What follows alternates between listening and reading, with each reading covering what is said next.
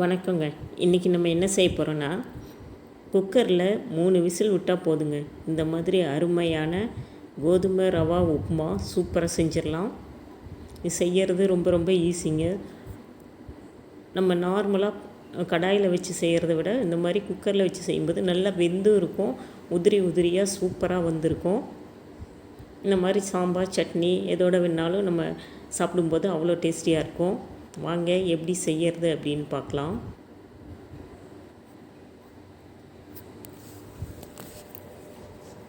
அதுக்கு ஒரு குக்கரை அடுப்பில் வச்சுக்கலாம். தாளிக்கிறதுக்கு எண்ணெய் ஊற்றிக்கலாம். ஒரு கிராம்பு, சின்ன பட்டை, ஒரு ஏலக்காய் சேர்த்துக்கலாம். கொஞ்சோண்டு கடுகு, சோம்பு,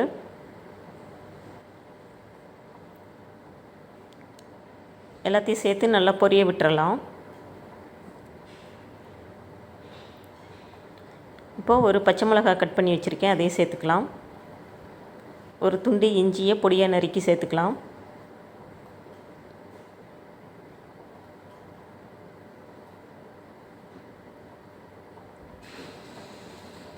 மீடியம் சைஸ் வெங்காயம் கட் பண்ணி வச்சுருக்கேன், அதோட கொஞ்சம் கருவேப்பிலையும் சேர்த்து நல்லா வதக்கிக்கலாம்.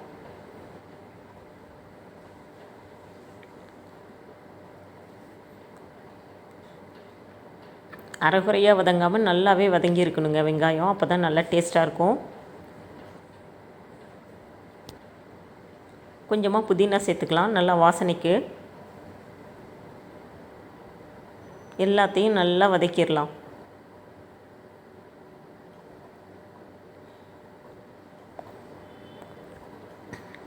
இப்போது ஒரு மீடியம் சைஸ் தக்காளியை கட் பண்ணி வச்சுருக்கேன், அதையும் வதக்கிக்கலாம்.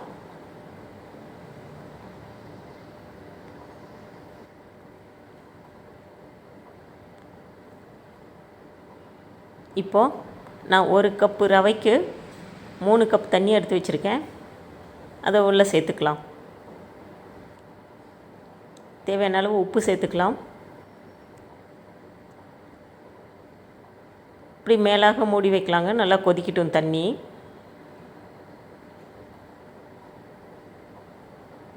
இப்போ பார்த்திங்கன்னா தண்ணி நல்லா கொதிச்சிருச்சு. இப்போ உங்களுக்கு கலர் வேணும்னா கொஞ்சம் மஞ்சத்தூள் சேர்த்துக்கலாம்.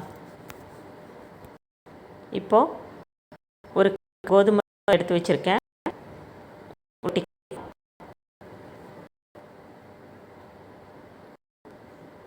நல்லா ஒரு கலக்கு கலக்கிடலாம்.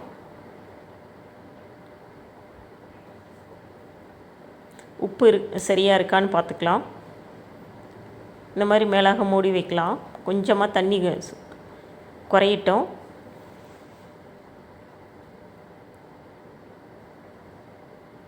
இப்போ கொத்தமல்லி தழை தூவி கொஞ்சம் கிளறலாம்.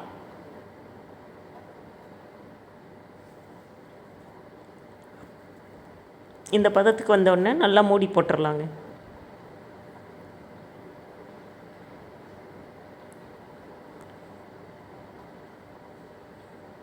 குக்கர் விசில் போட்டுடலாம். 3 விசில் வரட்டும்.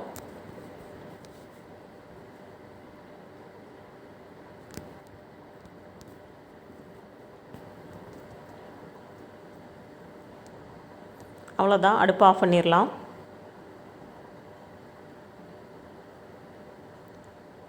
இப்போ விசில் அடங்கினோடனே மூடியை திறக்கலாம்.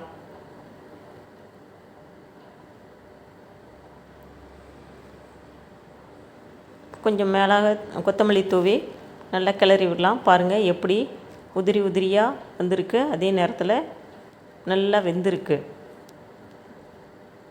இந்த வீடியோ பிடிச்சிருந்ததுன்னா லைக் பண்ணுங்கள், ஷேர் பண்ணுங்கள், சப்ஸ்கிரைப் பண்ணுங்கள்.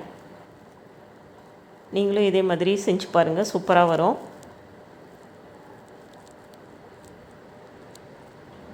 அவ்வளோதாங்க. தேங்க்யூ.